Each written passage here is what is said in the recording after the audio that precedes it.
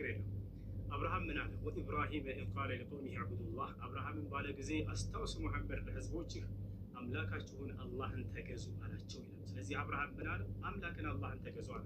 ታላቁ ለእስራኤል ልጆች የተላከው ነቢዩ ኢየሱስ ዒሳ ዓለይሂ ሰላም የድንግል ማርያም ልጅ የዛች የጻድቋ ልጅ ምን አለ? ወኢነ አላህ ረቢ ወረብኩም ፈዕቡዱሁ ሃዛ ሲራጡን ሙስተቂም አለ። በህዝቦቹ ፊት በእስራኤላውያኖች ፊት ቁሞ ምን አለ? የእኔም ጌታ የእናንተም ጌታ እርሱ አላህ ነው፣ እርሱንም በብቸኝነት ተገዙት አለ።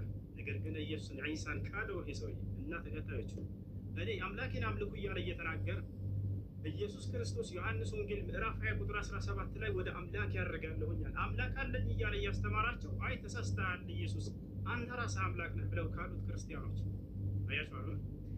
ልክ እንዲሁ ኢልያስ ምን አለ? ወኢነ ኢልያስ ለሚነ ልሙርሰሊን ኢዝ ቃለ ሊቀውሚሂ አላ ተተቁነ ተድዑነ በዕደን ወተዘሩነ አሕሰነ ልኻሊቂን አላህ ረበኩም አለ።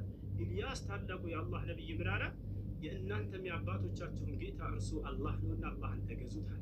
ያ ታላቁ ኑሕ ምን አለ? ወቃለ ስብሓነሁ ወተዓላ ሓኪየን ዐን ኑሕ ዓለይሂ ሰላም ፊ ሱረት ሁድ ወለቀድ አርሰልና ኑሐን ኢላ ቀውሚሂ ፈቃለ ያ ቀውሚ ዕቡዱላህ ማ ለኩም ሚን ኢላሂን ገይሩሁ። ኑሕ ለህዝቦቹ ምን አለ? ህዝቦቼ ሆይ አላህን በብቸኝነት ተገዙት፣ ከእርሱ በስተቀር ሌላ ማንም አምላክ የላችሁም እና ብሎ ተናገረ። ስለዚህ እፎይ አንተንም ሆነ እንዲሁም ደግሞ ከአንተ ጋር እየተከተሉ ያሉ ልጆች የማንኛውም የኢትዮጵያ ሀገር የልጆች ክርስቲያኖች በጣም አዝንላችኋለሁ፣ በጣም እወዳችኋለሁ፣ በጣም እሳሳላችኋለሁ። ልክ ነቢያቶች ለህዝቦቻቸው እንደሚሳሱት የአብርሃም የይስሐቅ የያዕቆብን የኢየሱስን የማርያምን አምላክ አላህን እንድታመልኩ ጥሪ ያደርግላችኋለሁ። ቆም ብለህ አስባት ያለች ሌላውን በመክረህ ስለ ክርስትና በደንብ አድርገህ ቤተክርስቲያን ሄደህ ተማር። ስለ እስልምና ጥያቄዎች በሚኖረው ጊዜ ከዚህ በኋላ ገስት ላይ እየመጣህ እንድትጠይቅ አስተናግድሃለሁ በየትኛውም ሰዓት ነው። ወላሂ ከሁሉም በፊት ለአንተ ቅድሚያ ሰጥሃለሁኝ።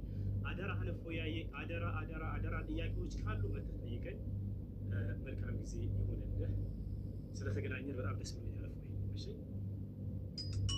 ቴንኪው ለነበረን ጊዜ እኔም በጣም አመሰግናለሁ። አቤቴ ና የሚለው ብዙም አልተገለጠም ከሆነ መልስ ቤት እንሰራለን። የኔ ጥያቄ አልተገለጠም ስላለ እናመሰግናለን። ቴንኪው ባይ